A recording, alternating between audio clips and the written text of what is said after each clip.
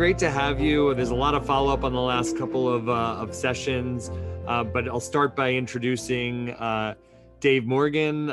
Dave's I'll say a digital advertising pioneer, founded Real Media, sold to WPP, to Coda, to AOL, and then 12 years embarked on a journey with Simul Media. We'll hear a little about that journey, about applying a lot of the digital advertising learnings to linear television. Robert Toss is also someone I've known for many years, led digital marketing at JP Morgan, was the CMO of the enterprise software company Pegasystems, spent some time at McKinsey, and now is the chief growth officer at 1-800-Flowers. So thanks for joining us today. Dave, let's start with Simul Media. So again, obviously, large part of your background, digital advertising, performance-based, and even in the title of this session, performance and television, a lot of marketers don't think of those two words being used in the same sentence, but you look to sort of redefine how television was thought about. Give us a little understanding of what Simul Media does and how you're marrying performance and television. Sure. For those of us that have spent time around digital advertising and marketing, and also spent time, as was mentioned in the earlier session, trying to find those people that were digital in the room that understood what you were talking about. Digital really delivered on the promise of automation, audience targeting, attribution, the capacity to close the loop and to be pretty precise in the messaging. Television has never been about those things. Television has always been the adult table of the budgets, and for good reason, because it's been the medium that 95% of Americans can be reached on many, many times every single day for hours at a time. And that was the bulk of being able to deliver messages that reached people. And so at Simul Media, we've been bringing a digital approach to TV advertising, which really means building a demand-side platform that you can do data-driven campaigns across linear, streaming, and now increasingly in video games. But it means marrying not just the capacity to reach a lot of people and deliver the message, but to look all the way down to the funnel to understand did they actually watch the entire ad? Did they go to the website? Did they download the app? Did they make a purchase? Was their purchase actually incrementally more than it would have been expected otherwise? And then take those learnings and optimize it in the next campaign to really bring test, learn, optimize. And it's interesting, a lot of that in there. I'm going to launch a poll just very quickly for the group. Kendall, if you could throw that up. Just to get a sentiment, do people really believe that we could hold television to similar performance standards of digital advertising? And Dave, to your point, this idea of targeting, effectiveness or attribution. So just want to sort of get a quick sense from the group on that. And while they answer that, Robert, a little earlier, we had Rich Guest, who head of marketing for Burger King, and he talked about shifting his budgets from linear television to digital advertising. Now, I thought that was interesting, but then he started talking about digital advertising as OTT, as YouTube and other video. When you think about video at 1-800-Flowers, I think one of the things when you and I and Dave sat down was video to you is a category that includes linear television, OTT, VOD, all these forms. Why do you think, as a marketer, how do you think about all of those different video platforms? And why do you think some companies differentiate linear television from some of the other digital platforms? And why are you bringing them together? Yeah, a lot in there to attack. I mean, I think that, first of all, I think it starts with the lens that I think we at 1-800-Flowers view marketing as not brand or performance, but integrated. And I think that's what we're seeing, and what I saw at McKinsey, the best of the best we're doing was moving from these siloed, separated worlds that, like Dave said, had these, historical big budgets, the big boy table. Those worlds are now colliding. And the technology, the tools, the availability, and the speed at which you now have to operate in those worlds have come together. So you're getting the best of digital, but linear and OTT and all those video channels have to play in that same world. So you need tools and reporting and data to be able to plan those things. And you can no longer plan them in silos, in our opinion. So we bring them together, and we're focused on audiences that we buy across multiple channels, and we judge those things. I think some companies are still pretty siloed and have their agency structures and their team structures in those brand teams or performance teams separated. I think you're only going to continue to see that come together. I think that's best in class, that has to operate in an efficient, agile way. And I think the tools and the marketplaces that we have available to us is very different than even 5 years ago. And companies like Dave's and others that are bringing us these things are radically changing the way the marketers go to reach their audiences. So Dave, Robert brings up an interesting point of the customer, right? The media buyer potentially sits in different, not only silos, sits in different organizations, right? An agency, sometimes sitting within the company. 12 years ago when you started and you started going to brands and talking about brands about, oh, wow, we're going to apply some of the similar, performance-based metrics of digital into linear. Obviously, I'm assuming that was met with some resistance internally, because who owned that, right? Who were you talking to? And talk a little about sort of that evolution from a decade ago to today. Has that changed? Yeah, so that was the number one issue is, someone owned TV and someone owned digital. And the television business was really built on a wholesale model. It was all about, we are going to trade super tankers of oil, and that's our business, and we're going to make those decisions a year in advance, and we're going to do them slowly, and we're going to negotiate on tankerfuls. And that wasn't about digital precision and results. That was about just trading sex, age, demographics over a period of time. And what changed is we have digital people that have now taken over these video budgets. And so now when they talk target, it's not adults 18 to 49.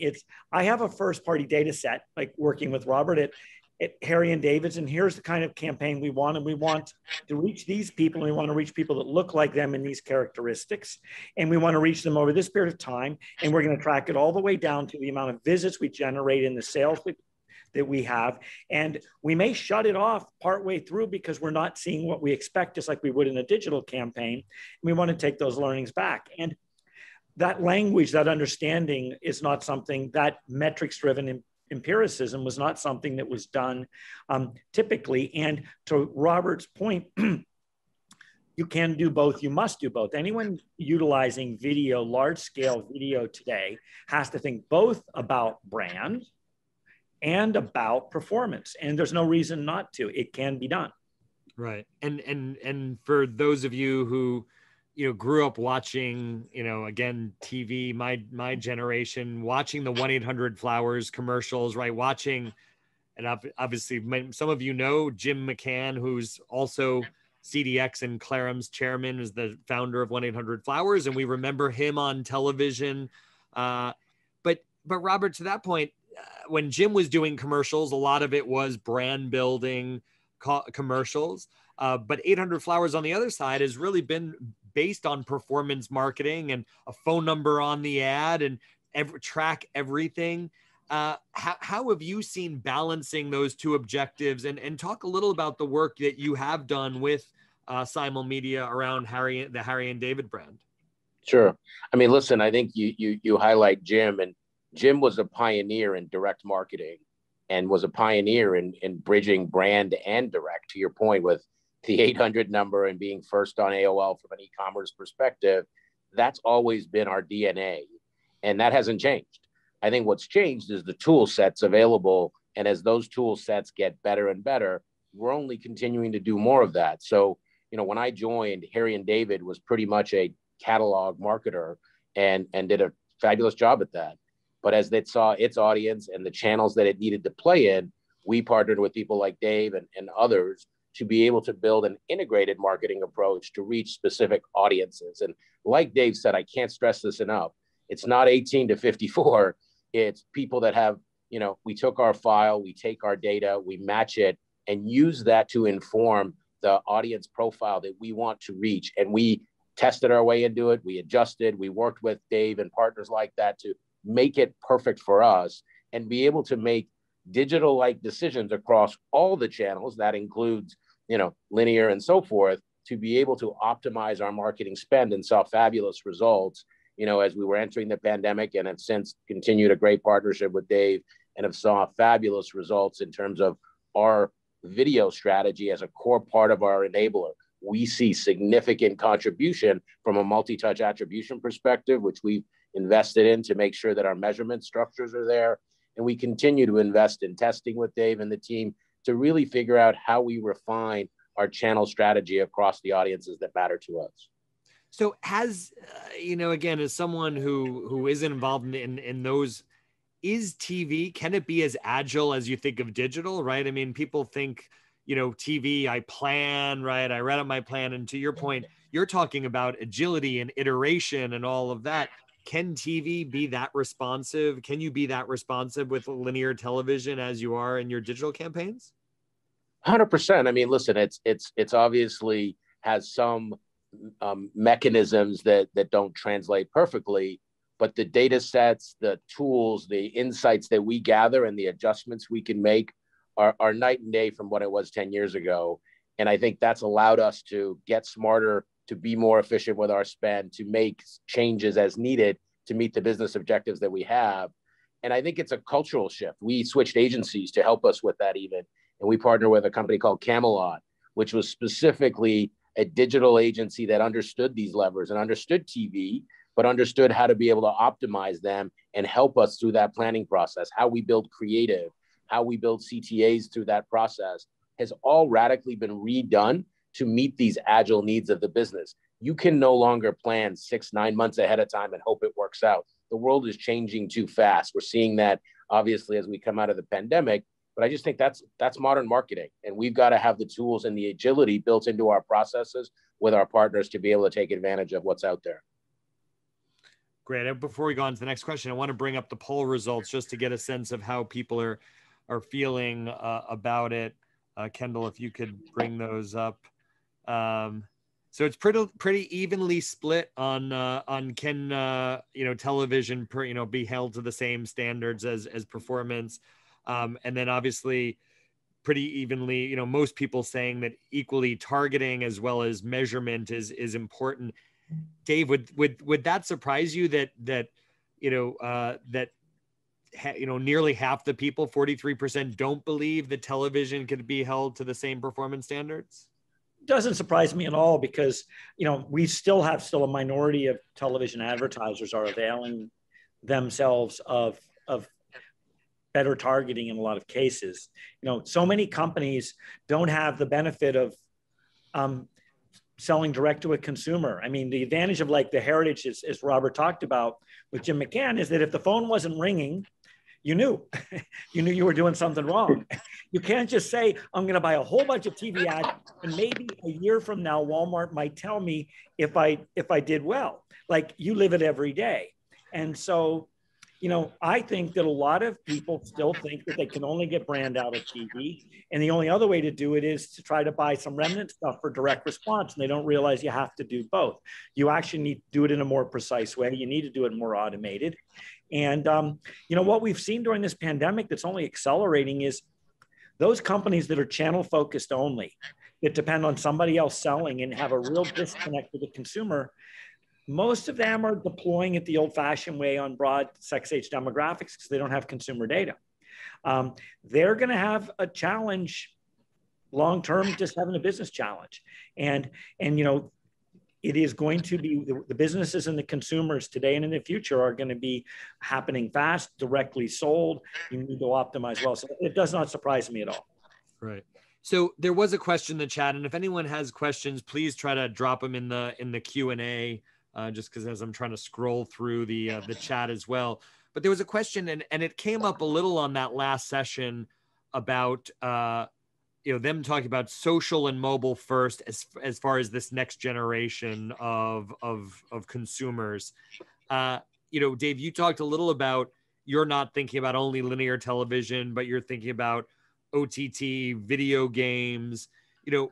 As you see people trying to build and reach these audiences, what is the future of traditional TV? I mean, it's still here to stay. The budgets are still big, but how do you see brands struggling with this next generation reach and how they target them? Well, I think there's no question that it does start with the audience and who you're trying to reach. And for some audiences, starting with TikTok or Snap will be appropriate places. And, for older middle-aged, it might be Facebook. One of the areas that we've looked at, we realized that marketers, if they want to reach the full demographic stack, depending on the different products, they want television viewers, they're going to look for cord cutters. And we think video gamers are a really important area. I mean, right now we're looking at, well over 100 million people in the United States are playing a video game on a regular basis. If you want middle schoolers, half of the middle schoolers in America are on Roblox once a week. So it isn't, we're starting to work with a couple of the largest game publishers in the world to introduce TV-like ads into that environment. But to Robert's point, doing it in a way that is integrated to the connected TV advertising, the TV advertising, and that we can have a privacy-safe identity graph so that we can connect that to the search and social tools. And so the point is, different audiences will be reached in different places, as was made clear in the early session. It's really about following sometimes their journey. Our job in providing, media enabling and activation and analytic platform is to give Robert the tools that he can decide the sequencing, and where we're working hard to get better and better. And Robert's been great as a partner here. And, across Harry and David's working is what signals does he need from us that can make it work better? So it's not just what media we can help activate or what audiences we can find, but what signals do we need to get or ingest and when to help him orchestrate? Right. I think just to add on to what Dave's saying is, maybe I didn't make this clear, and I can understand why there's some skepticism. I think that what I need to make clear is that this is not a lift and shift and now it just suddenly all works perfectly. This is not, I build one message and suddenly I press it out and I buy that Super Bowl spot and the floodgates open, right? Like, that's just not how the world works anymore. We have a world of fragmented channels, like you guys were talking about, TikTok and Facebook and Instagram and Roku and so forth. And the reality is that you need a communication strategy and you need a purpose-built strategy to understand how you do it and how and what you communicate in what environment tailored to that environment. We will not run our linear ads on TikTok. Like, that sounds obvious, but it's not. I see, as at McKinsey, it was mind-blowing to see that lift and shift. And I take my 30-second spot and I repurpose it. That's ludicrous, right? That's failed. I believe that creating a communication strategy that understands what your audience is doing where. People that watch linear television are having a different experience than that person who's on YouTube on his mobile device on the train, right? And those are things that we can learn and adjust and understand how we communicate. I remember even at Chase, we would not run mortgage ads on a Monday morning when you're on the train. Like, you're not filling out an app, right? Like, it's logical, but it's stuff like that we now as planners and strategists need to adjust to. And I think that's the secret unlock. And with companies like Dave and the tools he offers, it allows us to turn those toggles and test and learn. There are no silver bullets here. It's a lot of iteration, incrementality testing, understanding how each of the channels work together. I mean, Last Touch has been fabulous, and God bless Google for it. But man, there's a world where all of this has to come together in a full marketing return on investment, which is how we're trying to look at it at 1-800-Flowers. Right. Great. So a couple of questions that have come in.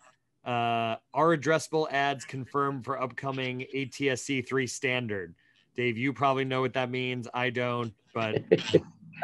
It's a standard for particularly designed for local delivery, which is going to be a change in the chipset and the TV devices so there can be better signaling.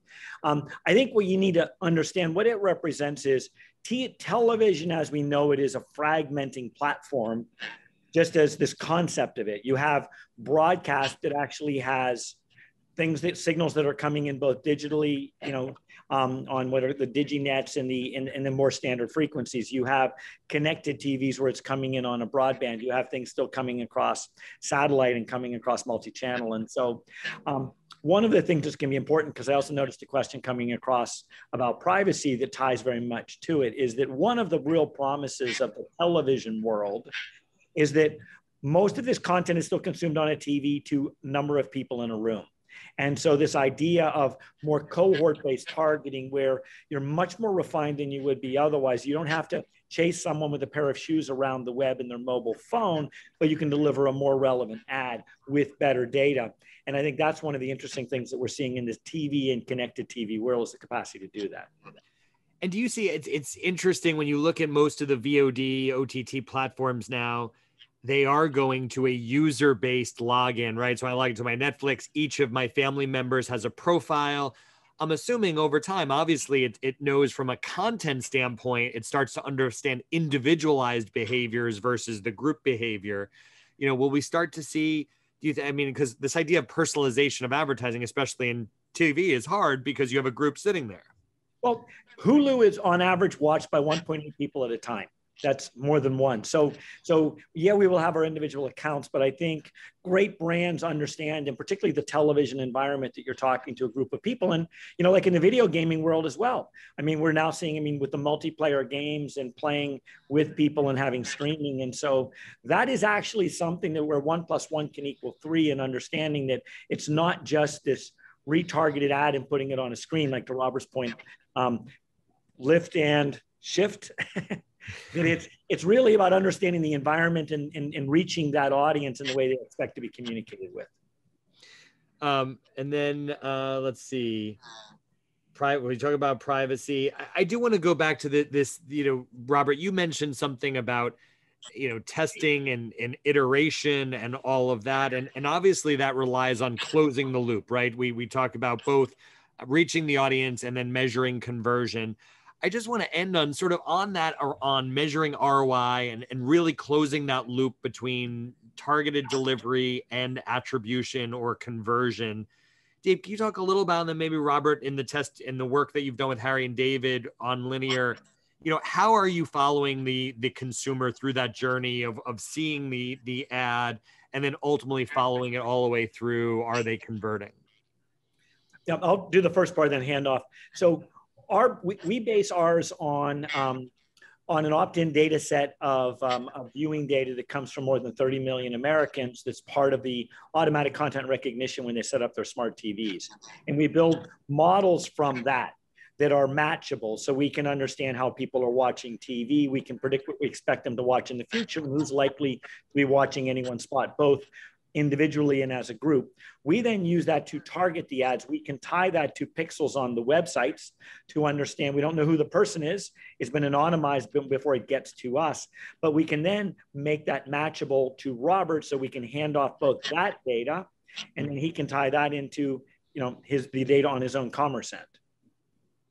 And Robert, through that, you were able to, again, when you did the campaign with Harry and David, really show that you were able to, you know, increase or you know, lift and conversion by using the technology. 100%. And we used it to obviously look at the campaign, look at its efficacy, but most importantly, look at the audiences and match that with our business drivers, right? So saying, are we attracting the people we want to attract? And is it working? And being able to tie that all the way through and then integrate it with all the other channels. Because again, it's not like one channel does it all. It's an integrated plan across multiple channels that work together. We use linear, we use Facebook, we use Google, and so forth. And we can see when one of those changes, we can see how it adversely affects the other immediately. Just like our catalog, by the way, which is still part of our mix. When that drops with TV, with Google, it all works really well. And we can see that. And now we have data to be able to understand when should it drop, what dates we should use, how should we create weight and things like that. And that's that incrementality learnings that we're getting to be able to better and more efficiently plan our marketing spend. Right. So I guess the adage of 50% of my advertising works, I wish I knew which 50% is going away, right? Maybe soon it'll be 90%, but no, we appreciate you guys joining us today. Thanks for the conversation. I think over the last, couple hours, we've focused so much on digital. So it's great to hear, sort of how, television is and video is evolving. We'll look forward to seeing you in person at an event soon. Thank you. Great. Thank you. Thanks, guys.